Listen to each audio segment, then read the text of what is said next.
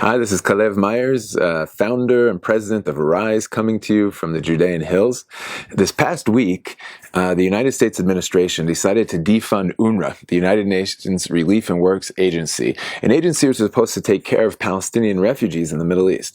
Many people criticized the administration and said this is terrible for the Palestinians and detrimental to the peace plan. I'd like to explain in just a few minutes why I think that this is actually an excellent thing for the Palestinians and helps advance the peace process. So what we had in around 1948 in the post-World War II era, here in the Middle East, we had a population exchange. About 850,000 Jews were either forcibly expelled or voluntarily left Arab nations throughout the Middle East, from Tunisia to Libya to Egypt to Syria, Jordan, Iraq, etc. 850,000 Jews came into Israel. At the same time, about 720,000 Arabs, who we call Palestinians, left this area because of the violence, and they were either forcibly expelled or voluntarily left and went into Arab nations. This was not a unique situation in the post-World War II era. There were population exchanges that took place around the world based on ethnic homogeneity. So people that were similar ethnic background joined other groups of similar ethnic background as borders were being redefined, as imperialism and colonialism was crumbling around the world. And at the same era, between India and Pakistan alone, 14 million people exchanged places. And this happened between Poland and Germany and Finland and Russia and Turkey and Bulgaria. And I'm sure many of you watching this video, your parents or grandparents may have been displaced peoples from that era.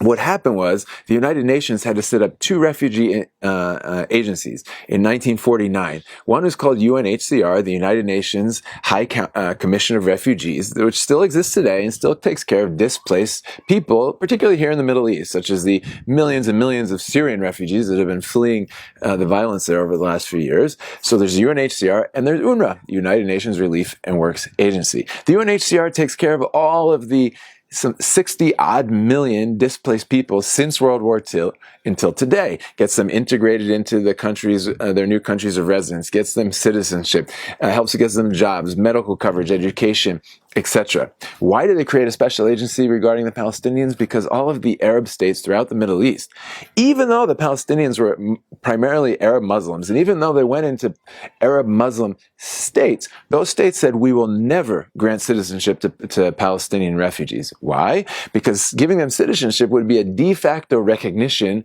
of the Jewish state, which was unacceptable to them. So these Palestinians could not be taken care of under UNHCR, which has a clear mandate to get people established with citizenship and jobs and so on and so forth. So they're taken care of under UNRWA, which its mandate is very different from UNHCR.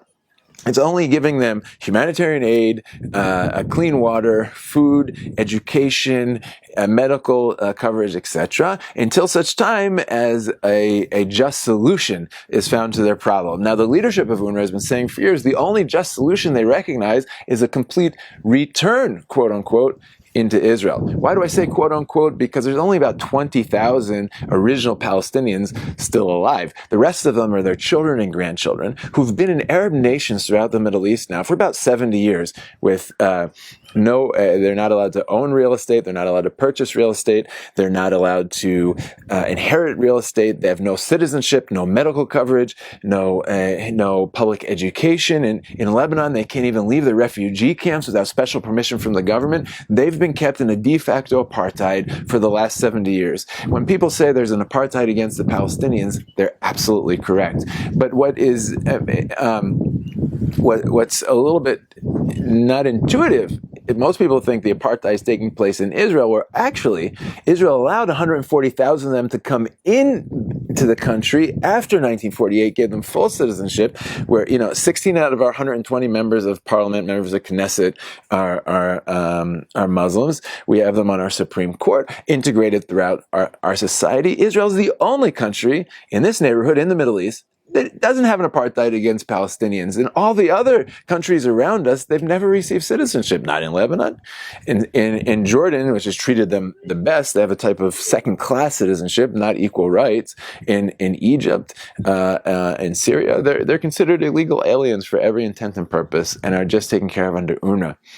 And the Palestinians say that as a precondition to negotiating in the peace process, we demand a recognition of Israel of the right of return, which in their eyes means that the 5.5 million descendants of Palestinians now can come into Israel, receive full citizenship, and we know what that means.